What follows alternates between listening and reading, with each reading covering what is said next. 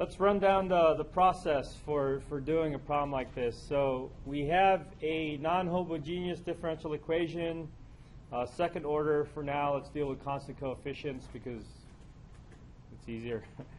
So the first thing we want to do is we want to find the fundamental solutions. That is the solution to the homogeneous differential equation. So they call it a complementary solution. They put it together with a C1 and C2. So first we find those fundamental solutions, y1 and y2, and then we put them in the Wronskian. So they're not supposed to be 0, right, because they're supposed to be linearly independent. So we put them through the Wronskian, and we'll call that W. And then what we're going to do is we're going to replace the first column with 0 and F. F is the right-hand side of your non-homogeneous differential equation.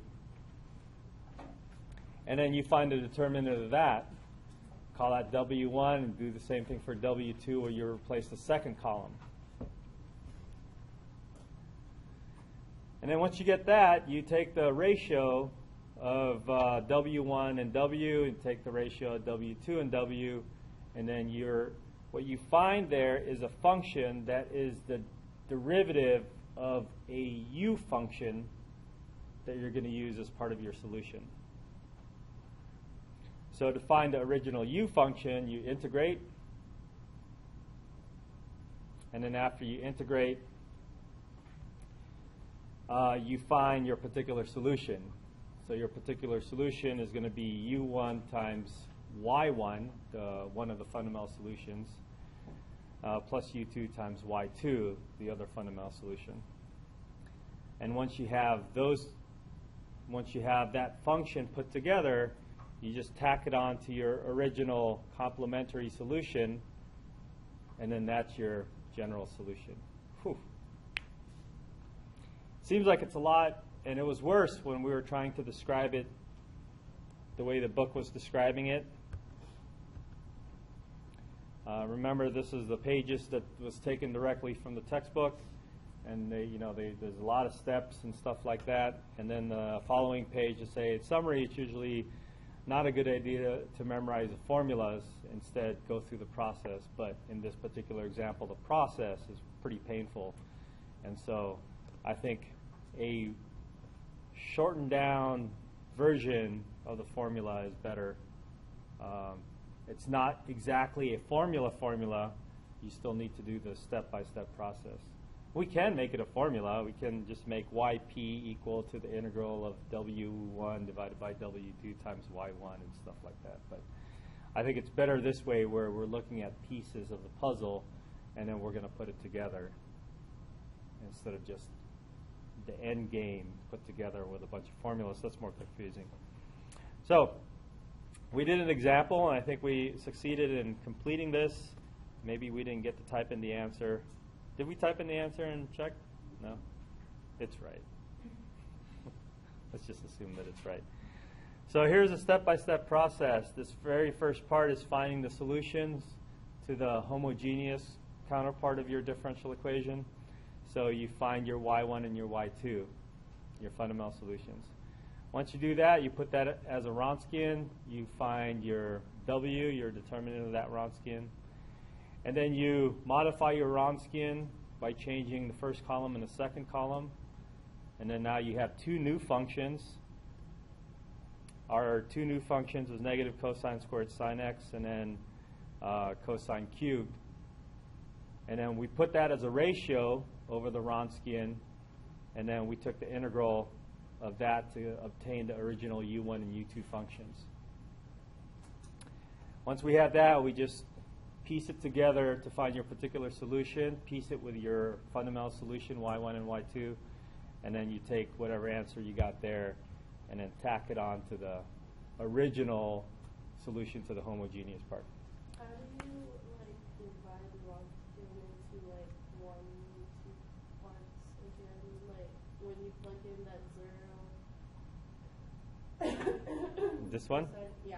So they're just describing a W1 that's going to be associated with your Y1 solution. And the W1 is going to be, it's going to help you find U1 And then the u1 is going to get multiplied with this.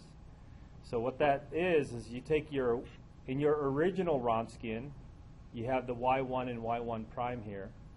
You're going to take that out and replace it with 0 and this function, whatever that function was on the right-hand side. Okay, the first one was always going to be 0? The first one is always going to be 0. That's one nice thing about this. It makes finding our determinant easy. And for these problems, we're going to stick with the 2 by 2. Now, conceivably, you could do this with a 3 by 3, a third-order differential equation. Except now your problem gets exponentially worse. I mean, not worse, but tedious with a lot more steps because you're finding determinants of 3 by 3 matrices, and then that's not going to be easy. Okay?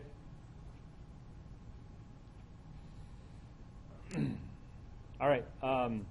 So the other thing I was going to do, this is just one example we did. We were talking about variation of parameters. So I was going to do one more example, and then we'll move on to the next section. Okay? All right. So for the second example, I was going to choose one from the book instead of another homework problems. And so they have a bunch here. I don't know. This one has some initial conditions. I don't know if you guys want to venture on some initial conditions.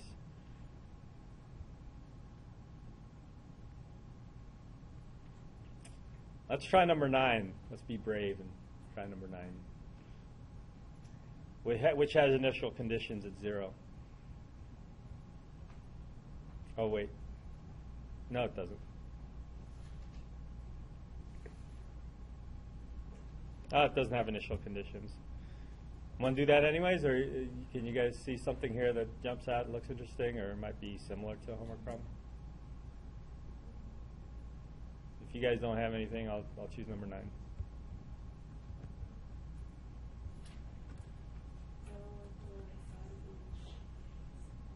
A sine hyperbolic.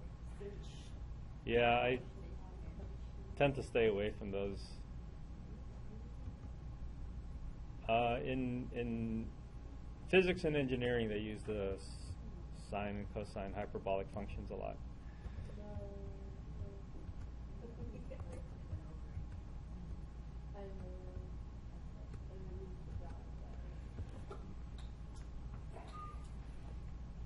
All right, we have a y double prime minus 4y is equal to, and then we have a fraction here, to the e to the 2x divided by x.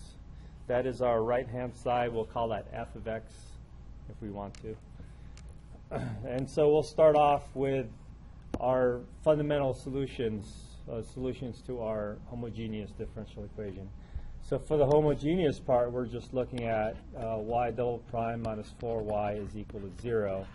And then we look to our auxiliary equation, m squared minus 4 equals 0. So m is equal to plus and minus 2. No imaginaries, so we're sticking with reals. We have 2 distinct roots, so that makes our solution nice. Our fundamental solution set is going to be e to the negative 2x and e to the positive 2x. And it's linearly independent from your right-hand side. That's a good sign. The right-hand side is e to the 2x, but it's divided by x, so we can say it's linearly independent.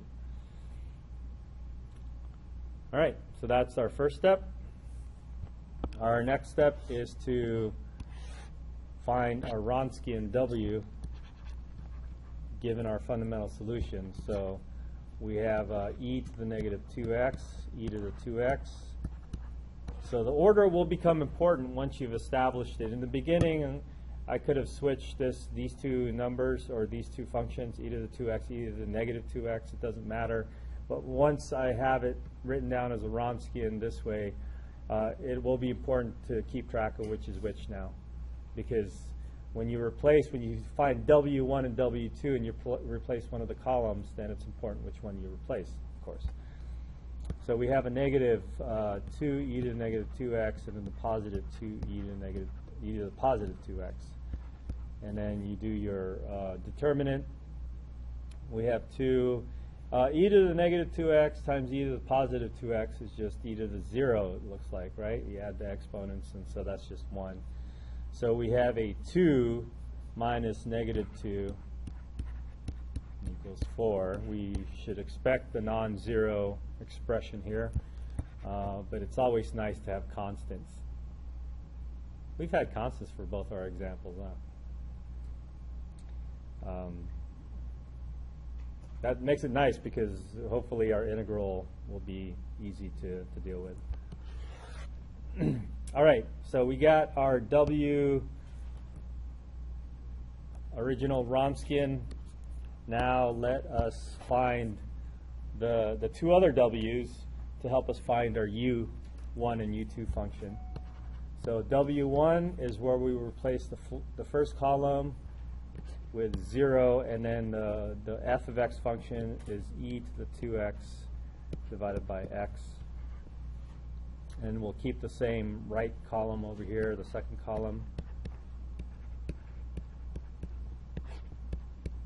And then the determinant is easy, right? Because one of the products is 0, so I'm really just multiplying these two things. So I have negative e to the 4x over x. Oh, somebody asked me a question about integrating this. I forgot who. Oh no, this is the question where we couldn't integrate it, so we just made a power series out of it. So, can you integrate this? I don't think you can integrate this.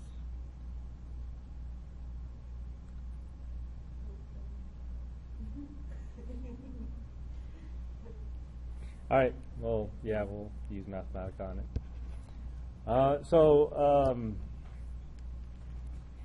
The next one is W2. W2, I think, comes out a little bit nicer. You got e to the negative 2x and then negative 2 e to the negative 2x. The first column stays the same. The second column changes to 0 and f of x.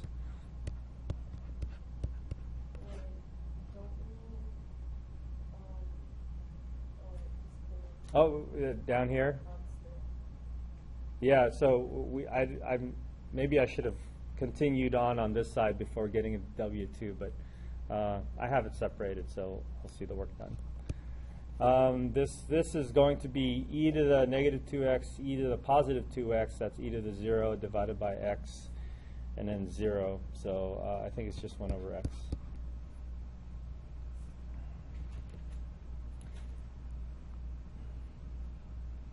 Okay. Now, along the same lines here, going back to the W1, our U1 prime is going to be W1 divided by W, and fortunately our W is a constant. We'll call it 1/4, and unfortunately our W1 is something that's not so easy to integrate.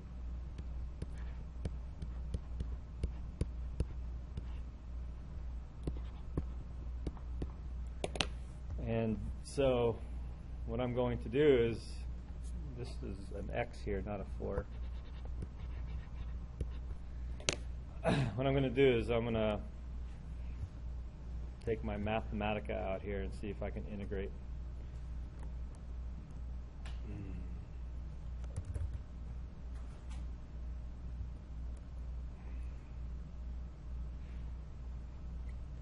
So that's e raised to the 4x divided by x dx. It's x integral ei, which is a made-up function. So in Wolfram Mathematica world, there's these integrals that you can't integrate to come up with one of our standard functions, and so what they do is some of these integrals are really common, that they end up creating new functions for them. So at this point, I would just like to call this integral of e to the 4x over x dx. And at this point, you know, aside from calling it that special function that they call it in Wolfram, in Mathematica, it really, nothing else we could do about it. So we'll just leave it like that.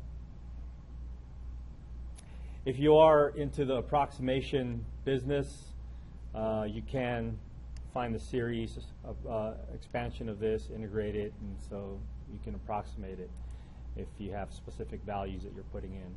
But otherwise, we're doing things symbolically, so let's just leave it like that. Okay, the next one isn't too bad. The U2 prime is equal to W2 divided by W, so we'll still keep the 1/4, and then we have a 1 over X. So when we integrate that,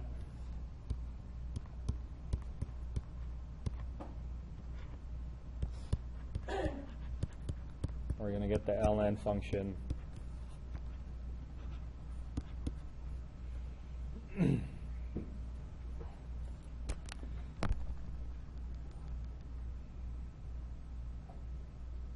Okay. All right. So, oh, that's the integral, so we don't need this prime here.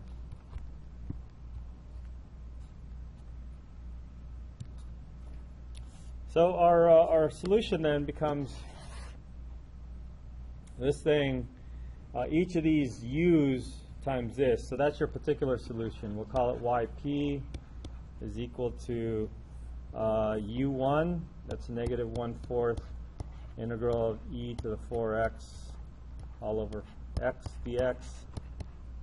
And then, so that's the u1, and then the y1 is e to the negative 2x, that gets multiplied. And then the second term is going to be a 1/4 ln x times e to the 2x. Okay? And remember that this is your particular solution. To find the whole complete general solution,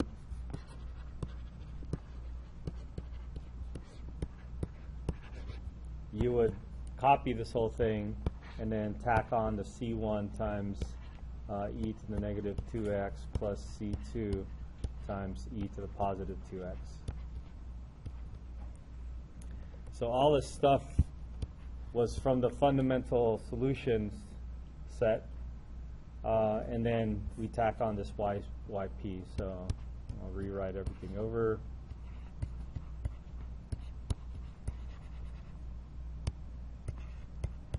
You can change the order if you want to make it look a little nicer, but oops.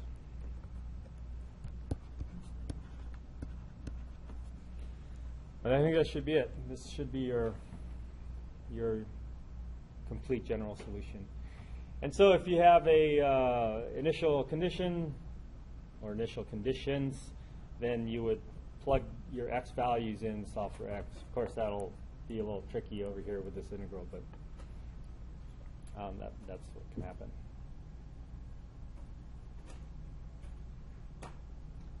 So if you do have initial conditions, you probably would need to expand this into the series form, and hopefully the initial condition starts at 0, so when you put zeros in, you'll have a bunch of zeros, and you'll actually find a solution for C1 and C2. But I think this is good. Okay? Questions? You guys are now experts at variations of parameter. You've been. Say it again? Oh, they are the determinants. So this thing over here was replaced with 0 and the function f of x. And then once you get that, you do the diagonal minus the wings to get this thing. So I had 0 minus this times this. And then for the other one,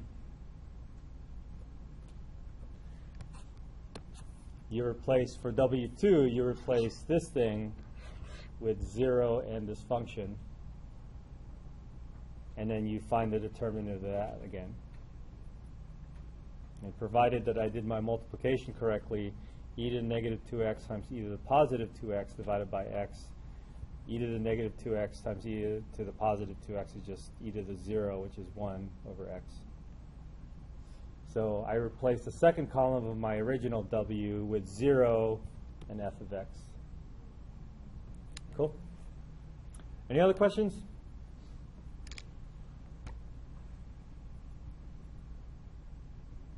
Yeah. So you have a 3 by 3 matrix Uh-huh. with 0. So under the 0, we're going to put 2 times the. I think it's 0 and then f of x and f prime of x. Okay. Don't quote me on that. I'm not sure. I don't know.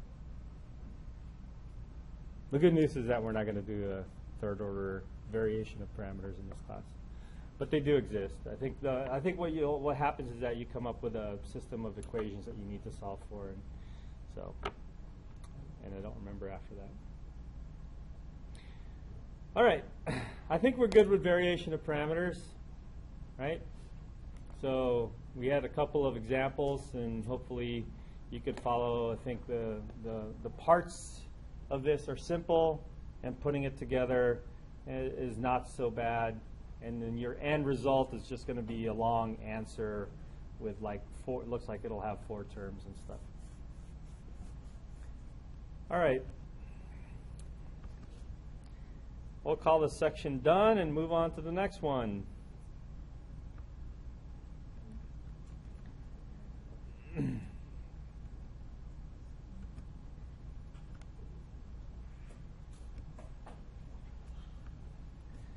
So we have been kind of stuck with, we're dealing with linear equations. We're not going to get past linear equations that have more than the second order. And so we're just going to be dealing with linear equations. But the linear equations that we've been dealing with are special because they had constant coefficients. The coefficients are never functions. So that made our task a lot easier, and it turns out that there's a lot of real-life modeling that would lead you to that kind of differential equation. And so our first attempt at non-constant coefficients would be this set of Caucy-Euler equations. And the Caucy-Euler equations, it's not a bunch of random functions that you're multiplying the derivatives in the original function y that you're solving for, but it has a certain pattern to it. Okay? So we still have the constant coefficients, but along with the constant coefficients, we have x to the n, where n matches the power, where the power of n matches the order of the derivative. Okay? So if we have a nice pattern like this, we have what's called a Caucy-Euler equation. Okay, so the thing that we're going to work with as an example of a Caucy-Euler equation would look something like this. It could be x squared d squared, let's just use primes, y double prime minus 2x y prime plus y is equal to, I don't know, tangent or something. So this would be an example of a Caucy-Euler equation where it's just those power functions with the decreasing powers, and the powers match with the order of whatever derivative it is you're being multiplied. Okay? So this is going to be our model for a Caucy-Euler equation. All right, so how are we going to solve for something like this? How are we going to do this?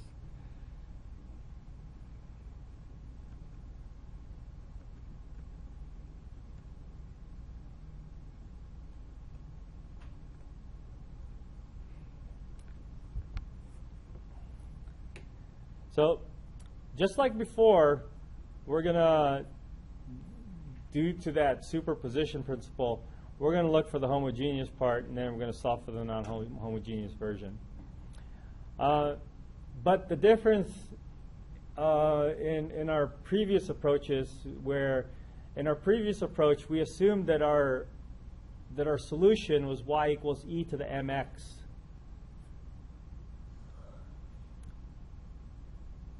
When we assume that our solution is y equal to e to the mx, then our solutions ended up being a bunch of exponential functions, or maybe even trig functions if we happen to run into if we happen to run into the complex numbers, complex conjugates. So when we had complex conjugates, then that's when we come up with sines and cosines.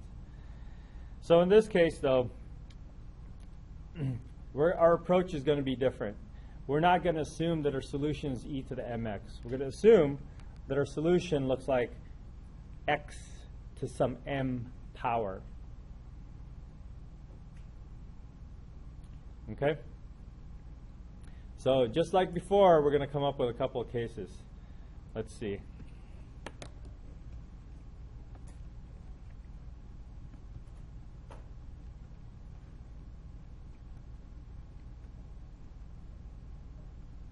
Let's see if we can come up with these.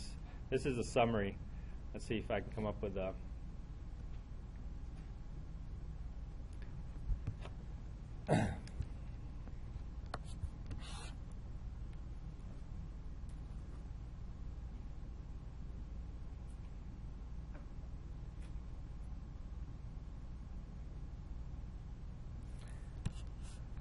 Let's see if we can come up with the summaries in general. So this is our process is going to go. Let's assume that we're dealing with second order differential equations. Let's say we have a2 x squared, and I'll say a1, a2, or a0, a1, and a2 are just constants.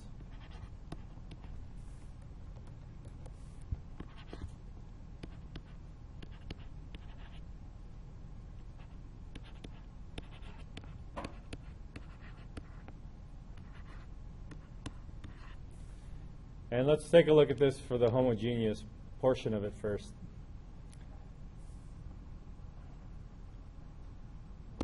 So this time we're going to assume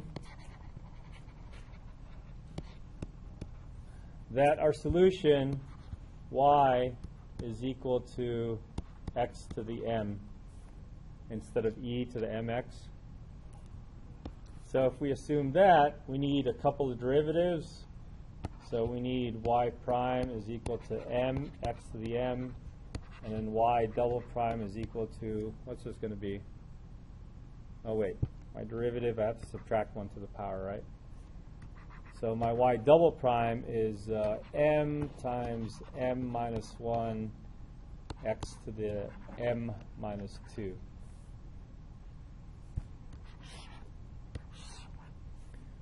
So here are my derivatives. Let's put that back into the original equation. A squared x squared, and my second derivative was m minus 1 x to the m minus 2. That's my y double prime in the parentheses. And then I have a1x, my y prime is going to be m x to the m minus 1. That's my y prime. And then a sub 0 times x to the m is equal to 0. So this will help us find what we would call our characteristic equation. Let's see. We have we need to do some multiplying out here. Well, first of all, do you notice what happens to the x's? We're going to have x to the m, x to the m, and x to the m.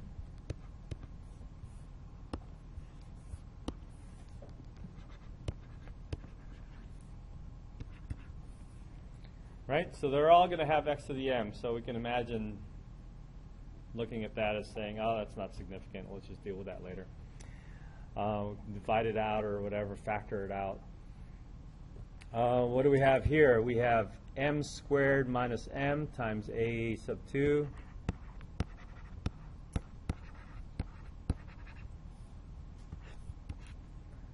And then we have a sub 1 times m.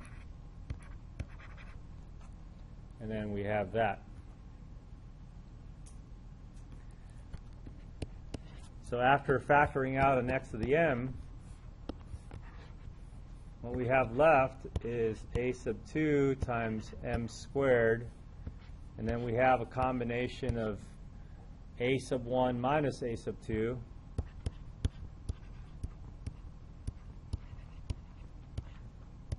Times m, and then we have a sub 0.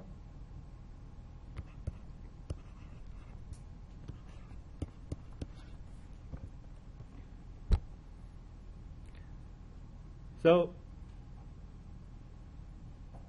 the thing in the brackets looks like it's something that we're interested in solving for m. It looks like it's another quadratic equation. So this is probably a good thing to look at and call our new auxiliary equation.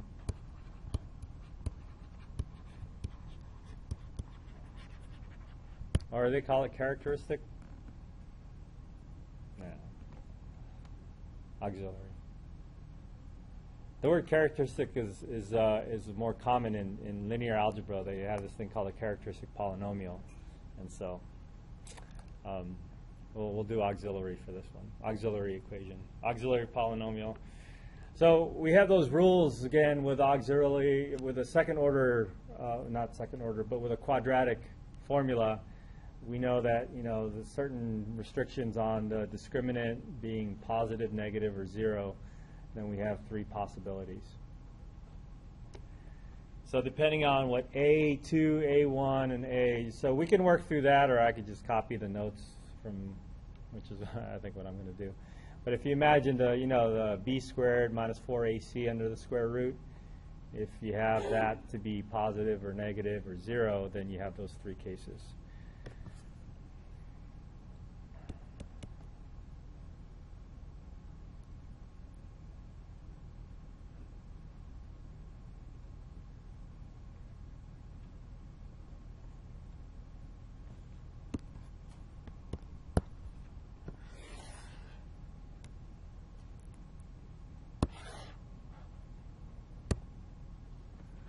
So, when you solve for this auxiliary equation,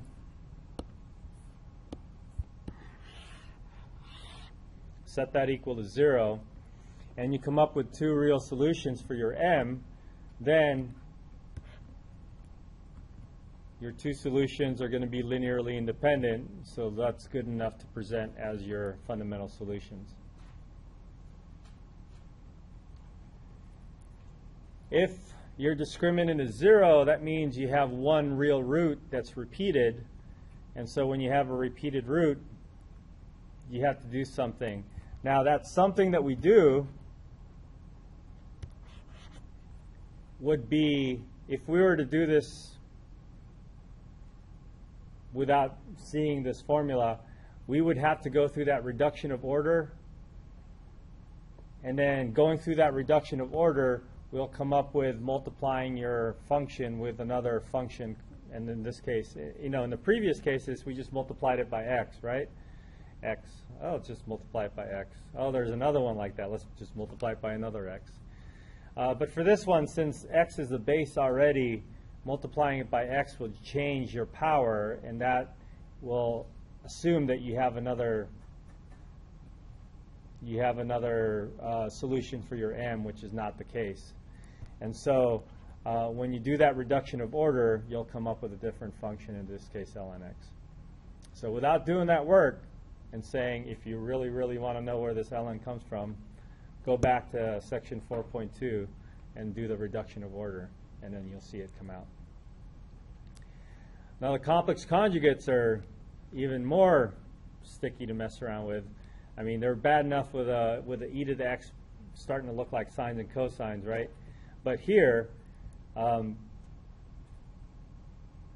we do have the sines and cosines, but worse yet, instead of just an x, we're going to have our independent variable, instead of just being x, it'll look like an ln of x. So this is a brief explanation of how they came up with this function, because m is the power, right? It's just m, it's x to the m power, and m, in this case, if there were complex conjugates, we would look at m as a plus bi, or alpha plus beta I. And then this is the process where you can see those two linear functions come out. Okay? So this is another one of those things where it would be good if you know the process and you can go through the process. But I think this is an abbreviated process that's good enough for us to try to remember. So we start off with this thing. We assume that this is your solution. You plug it in. You take your derivatives. You can come up with this auxiliary equation. Now, I think this process over here you can skip if you just remember this formula, where it's m squared times the first coefficient, and then you have the difference of the two coefficients as your coefficient for m, and then you have the last coefficient. So if you want to try to memorize it that way, you can. But I think this one would be good to remember the procedure. And then depending on what your results are, you just follow through this case by case. All right. So that's the background. We should do an example.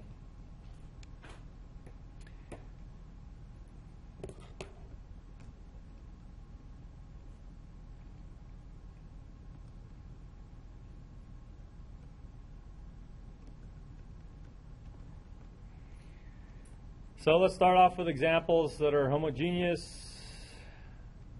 These are all Caucy-Euler equations. So pick a number between 1 and 18. Probably not 18.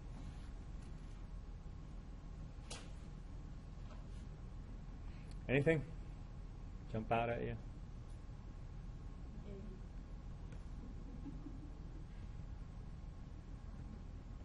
8, 9, 9.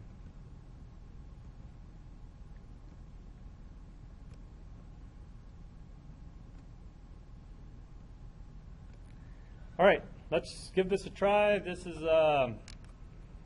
25x squared times y double prime plus 25x times y prime plus y equal to 0.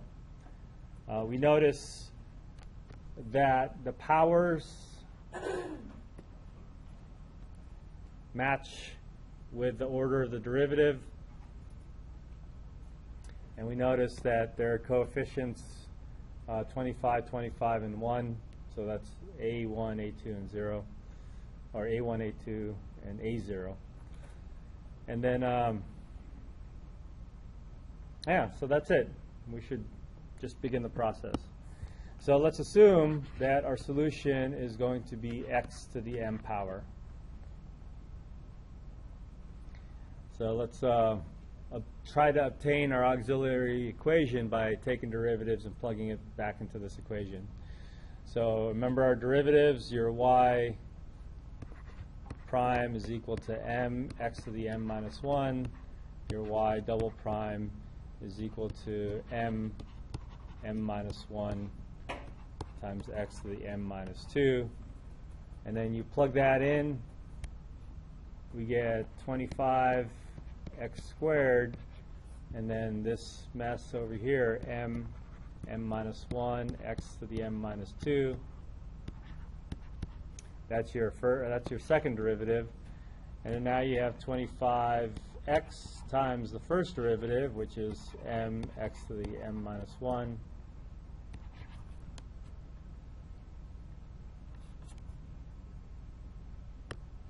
Oops, sorry. I need to rearrange my stuff here a little bit.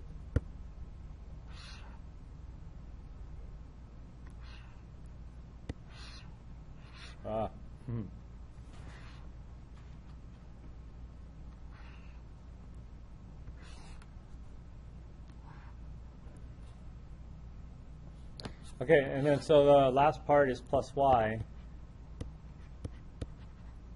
which is just x to the m.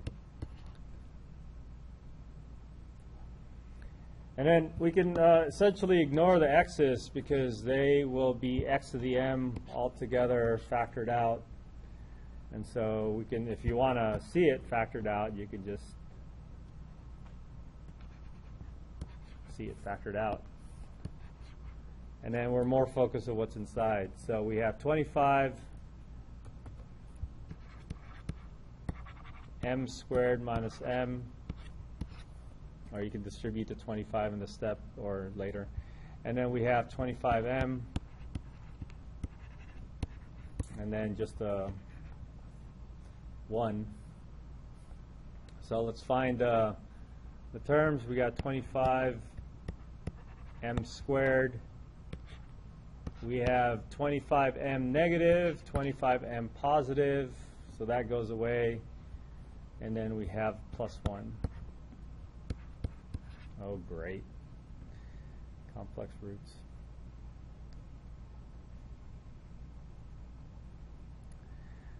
So this is a plus, which means we can't factor, but since this is easy enough to solve by isolating m, you bring the 1 over to the other side, it becomes negative 1. And then you divide by 25 and take the square root. So you're taking the square root of a negative number, and so when you take the square root of a negative number, you come up with an imaginary number. So this is complex conjugates.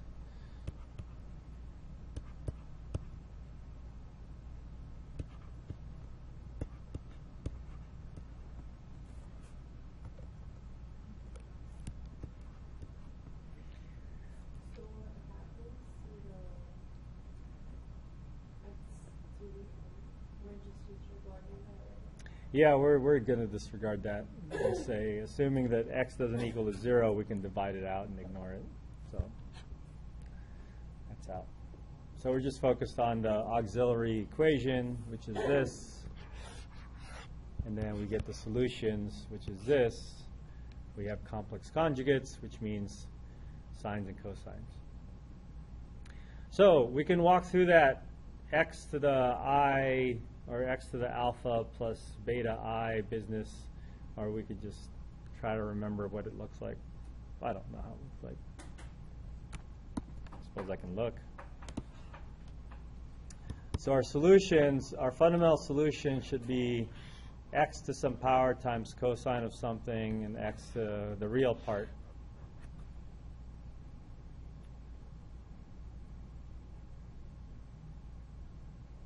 Okay, so what's the real part of our solution?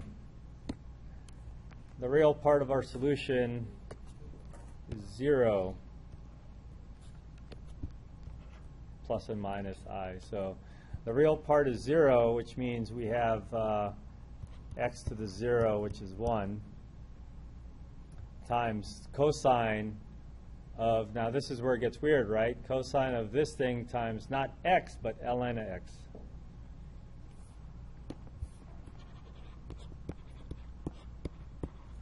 So our solution will be C1, and then I have x to the 0 times cosine of the coefficient of the I, the imaginary part, that's 1/5, and ln x plus C2 sine of 1/5 ln x.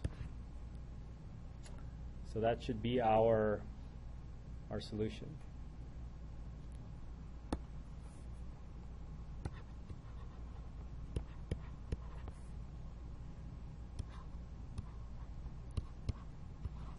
So if we had had a real part, that would have been x to whatever that real part power is. That would squeeze in here, but x to the 0 is 1, so we just got rid of it. And this is your imaginary part. It's the coefficient of the natural logarithm.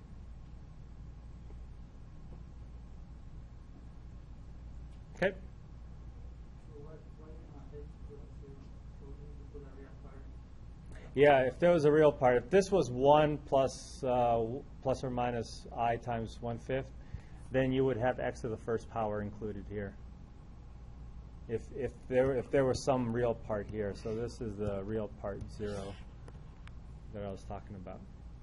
But since it's 0, we just ignored it because it's x to the 0 is 1. All right, let's do a homework problem.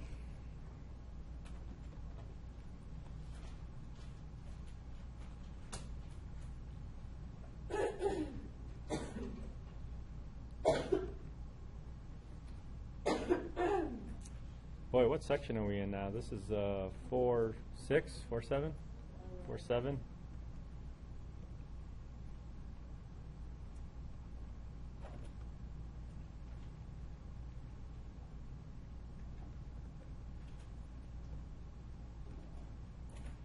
That quiz, that's on there, Yeah, ignore it.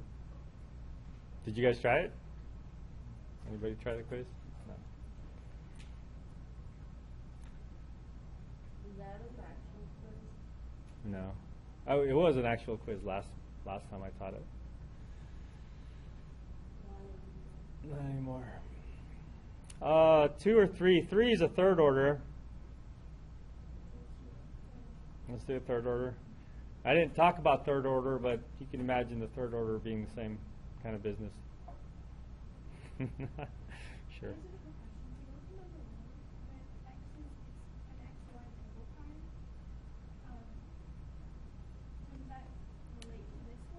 Oh, that's not a Cauchy.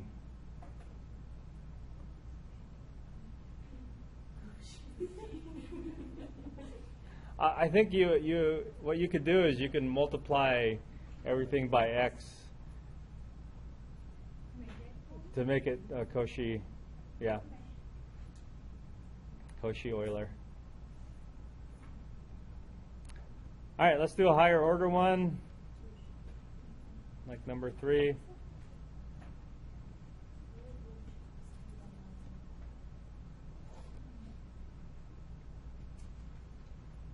So our differential equation is y cubed times, or I'm sorry, it's x cubed times y triple prime minus 6y equals 0. All right, so if we go through that process, we're going to come up with the auxiliary equation. So let's go through that process. And the process is to assume that your solution is of the form x to the m power. And what you're going to do in this case, you need 3 derivatives. So we have y prime is equal to m x to the m minus 1. Y double prime will equal m minus 1 x to the m minus 2. And then y triple prime is equal to m minus 1, m minus 2, x to the m minus 3. So those are my derivatives. I'm only going to take the triple prime and the original function y and put that into the equation. So I have x cubed times all this big mess over here, m minus 1, m minus 2, x to the m minus 3, and you'll see the x's will match powers and come out. So Sadie, actually that question number 1, I don't think you necessarily even have to multiply by x because the same power will come out, and that's the whole point in it. And then this is 6 times x to the m. And so the powers here will be x to the m, so they can be taken out. So we have x to the m. We could factor that out and just ignore it. And then we have m cubed. Uh-oh. I'm going to try to do this.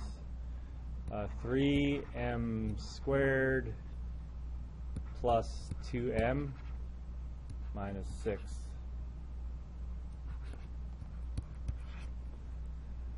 Hope I did that right. Does that look right?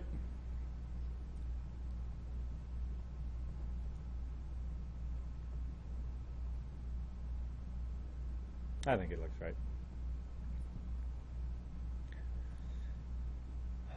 All right, factor.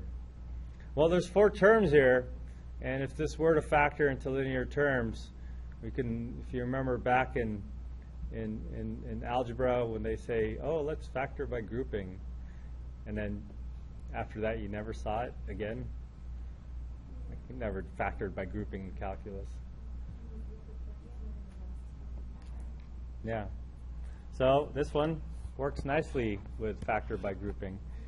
So if we group them 2 at a time and say, okay, I want to factor out m squared for this one.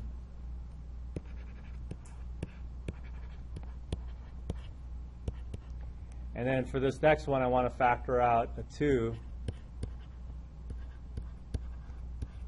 You see that you have m cubed there, or not m cubed, m minus 3 there. So you can factor that out. So m minus 3. Factor it out, you're going to get m squared plus 2. All right, so you have one solution that you can get right here. That's m is equal to 3. And then now you have this thing, which is going to be complex conjugates.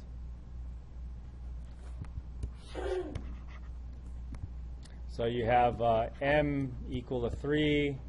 And if you do this, you set this equal to 0. You're going to get negative 2. You take the square root. It'll be square root of 2. So m equals plus or minus square root of 2. Fine. So we have a third order. We have a third order, third degree polynomial. So we have 3 solutions. We have one real solution and a couple of complex conjugates. So that means our fundamental solution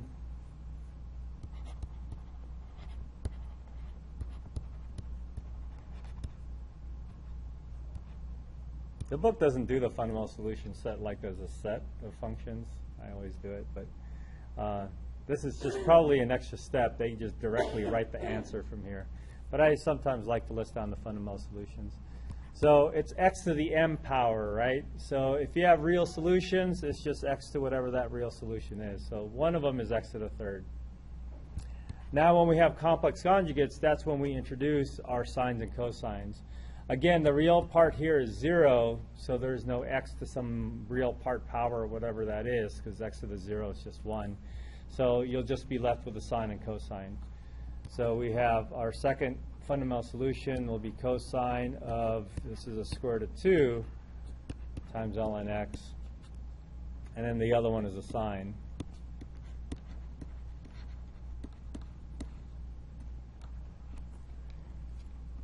So given that,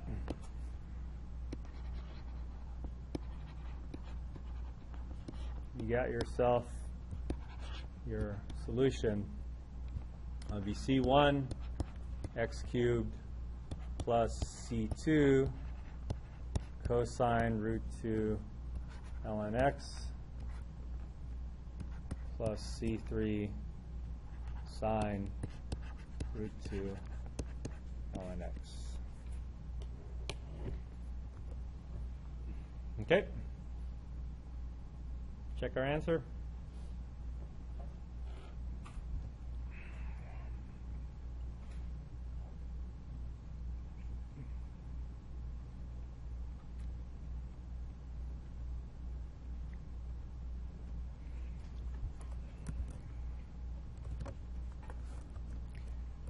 C1 x cubed plus C2 cosine square root of 2 ln x plus, do I need another parentheses here? C3 and then the sine square root of 2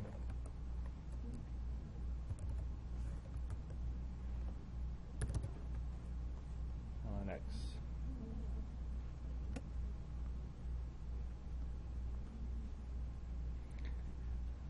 Oh, okay, good. Had too many wrong answers in this class already. It's nice to have a nice right one once in a while. All right.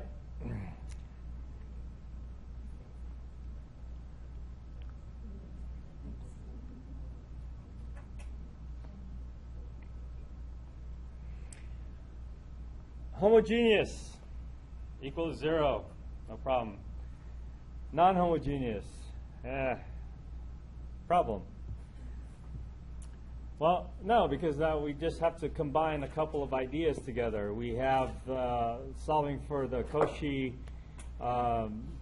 equations for the homogeneous part, and then we'll use, we can find the two fundamental solutions out of this already, and so we can use a variation of parameters to find our particular solution. So let's do, should I do number 4? Of course you're going to say yes. Or should we do a homework problem? Yeah, right.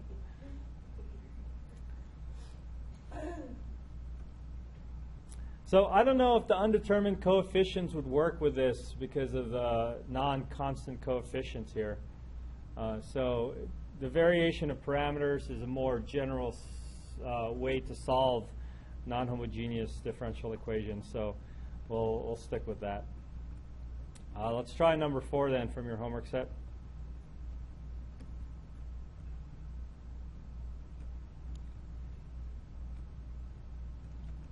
And this problem is a differential equation, x squared y double prime minus x y prime plus y is equal to 8x. So it's not equal to 0 anymore. But we will begin solving for this as if it was equal to 0.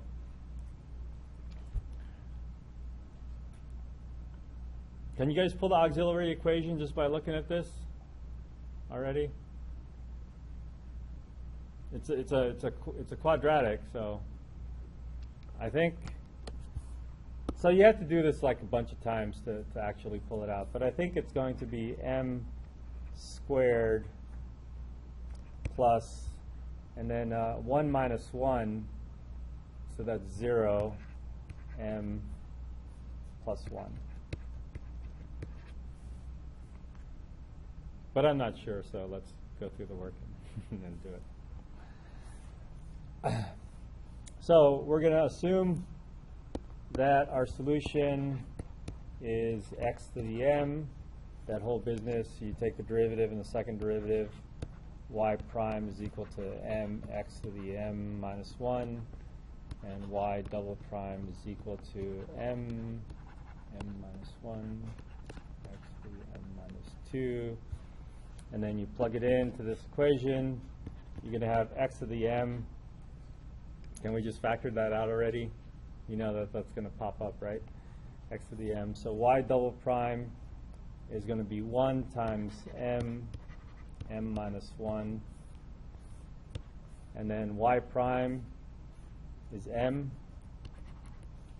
times x to the m minus 1 times x. So I've factored that out already. And then the last one is just x to the m times 1.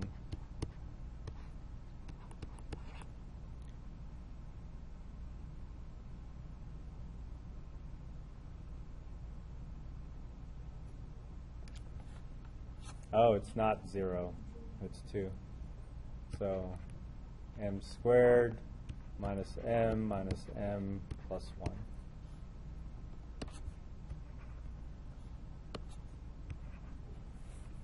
Not quite good at it yet.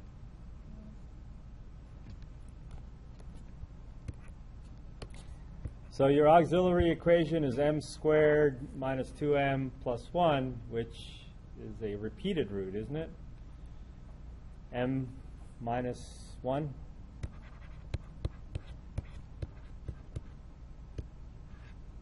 So m is equal to 1, repeated root.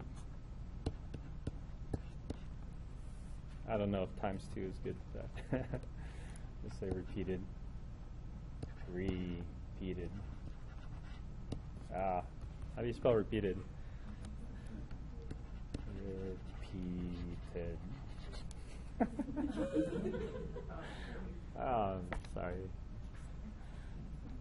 got frustrated with that word. All right. That's a repeated root. So our solution, if we have a repeated root, was, so I'll keep this in blue. Fundamental solution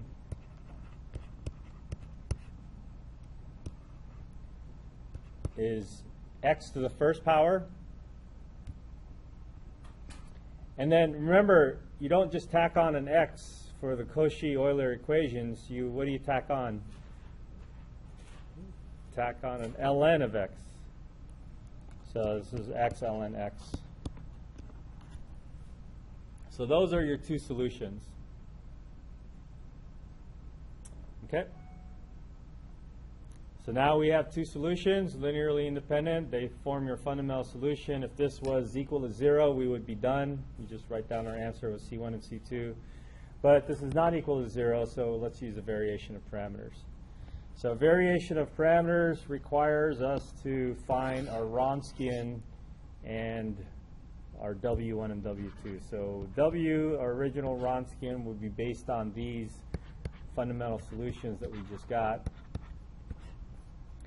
And the derivative of x is 1. The derivative of x ln x is a product rule. So the derivative of the first times the second plus the first times the derivative of the second. So x times 1 over x is just going to be 1. So this is our derivative. And now let's find the determinant of that. So we have x ln x plus x. That's the diagonals minus x ln x, and that will just equal to x. Okay?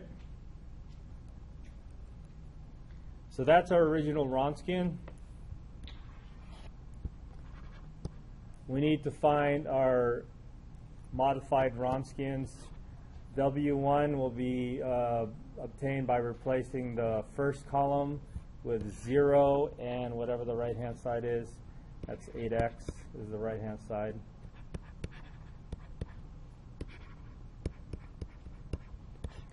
We'll keep the second column the same.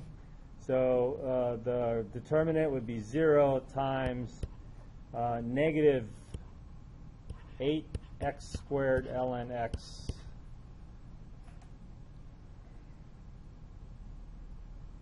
So that's W1.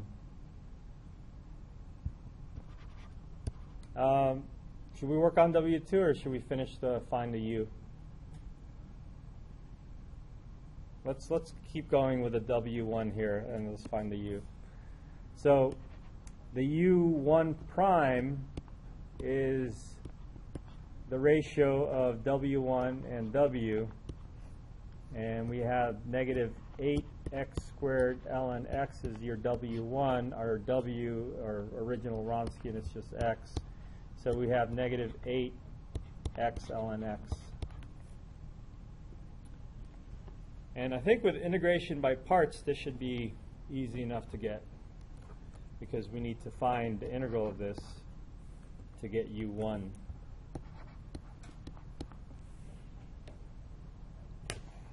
So I'm not going to do integration by parts. I'm just going to put it into my Mathematica. So I'll keep the minus 8x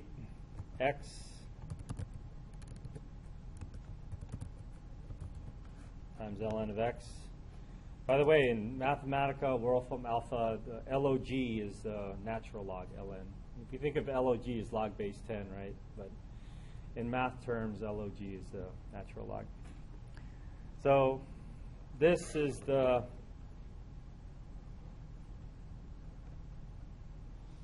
result.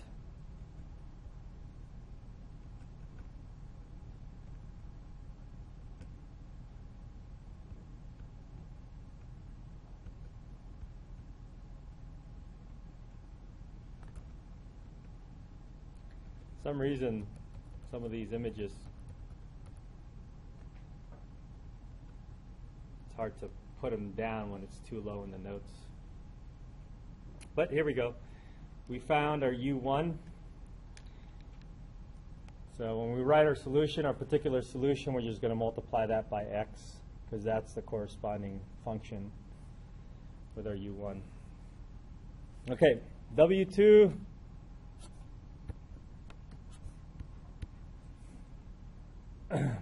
is going to be the same, essentially the same matrix, except instead of the first column being changed, it's the second column that's being changed. And we're going to change it with 0 in the right-hand side function, which is 8x. So the determinant of this is 8x squared, and then you put that over the original Wronskian.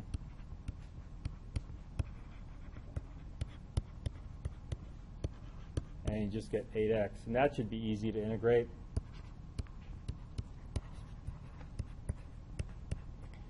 Um, 4x squared.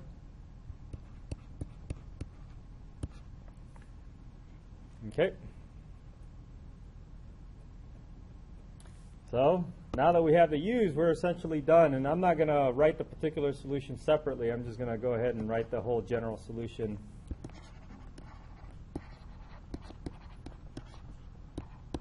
And the whole general solution will be y is equal to, we got the C1 and C2 times those fundamental solution functions that we found.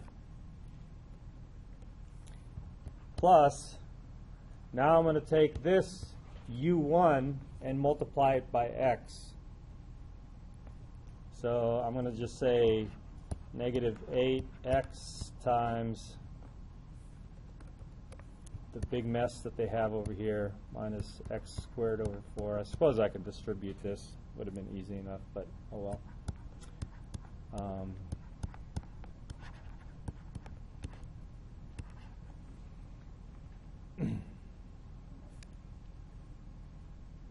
I should have just separated the x, so it would have been seen explicitly.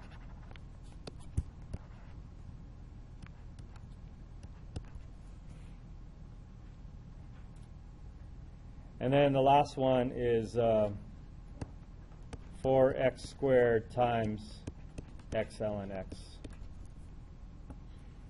Okay, so those pieces, this is your y1, this is your y2, this is your u1 and your y1, your u2, and your y2. And then you have the c's, of course, the c2 and c1. So that's a general layout for your general solution.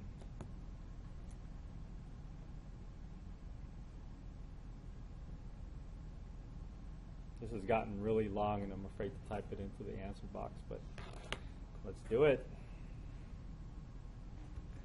Answer box, here we come.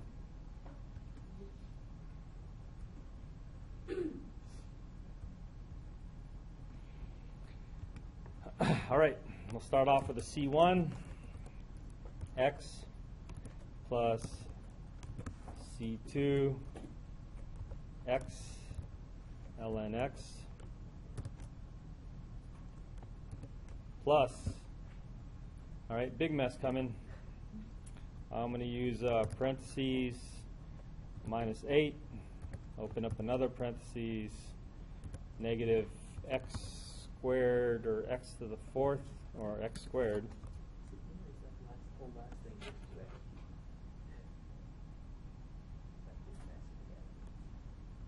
This one? Oh, when you subtract that out? Yeah. Well, let me type this big mess in first, and then we'll do that simplified version, and hopefully it'll be all the same.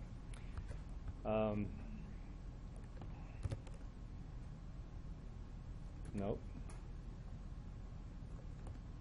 Plus 1/2 x squared ln x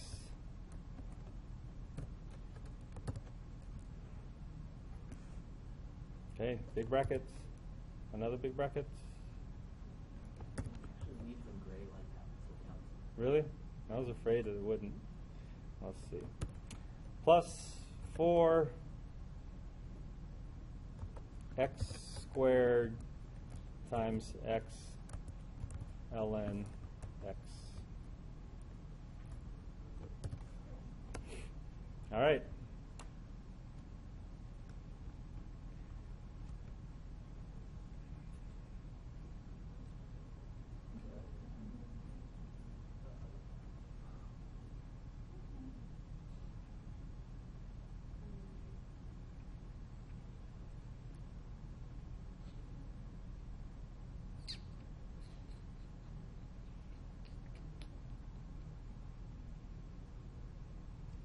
Don't know. Spaces between them, maybe?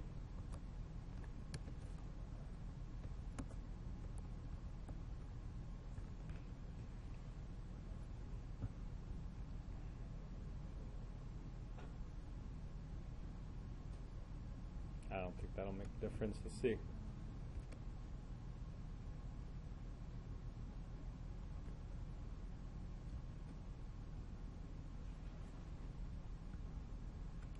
This thing is never really argued when we didn't simplify.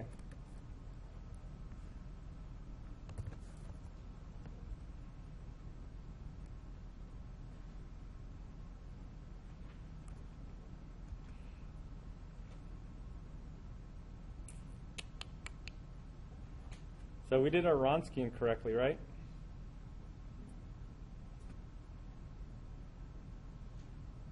X plus x minus x ln x. So those cancel. It's just a positive x. Positive. 0 minus 8x squared ln x. Cancel the x. Negative 8x ln x, which simplifies to this.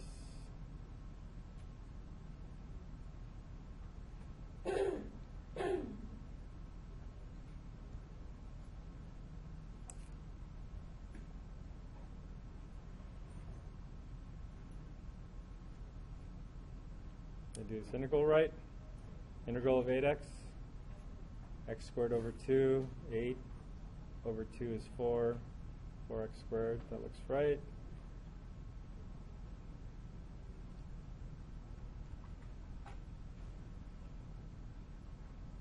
Well, I don't know.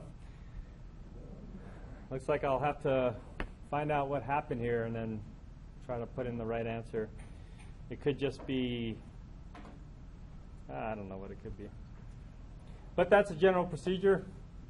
We're combining variation of parameters with the techniques where we found the